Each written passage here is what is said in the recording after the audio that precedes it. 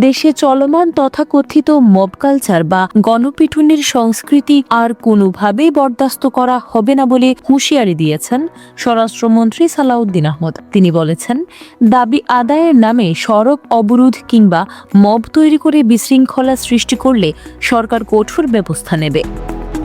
সোমবার ত্রয়োদশ জাতীয় সংসদের অধিবেশনে সংসদ সদস্য রুমিন ফারহানার এক প্রশ্নের জবাবে তিনি এসব কথা বলেন। এ সময় রুমিন ফারহানা সাম্প্রতিক সময়ে দেশে মব কালচারের ঘটনায় উদ্বেগ প্রকাশ করেন। তিনি জানান, 2024 সালের সেপ্টেম্বর থেকে 2026 সালের জানুয়ারি পর্যন্ত সময়ে মব কালচারের শিকার হয়ে প্রায় 250 থেকে 300 জন মানুষের মৃত্যু হয়েছে বলে বিভিন্ন পরিসংখ্যানে উঠে এসেছে। এমনকি গত 21 ফেব্রুয়ারি তিনি নিজেও এ ধরনের ঘটনার শিকার হয়েছেন বলে উল্লেখ করেন।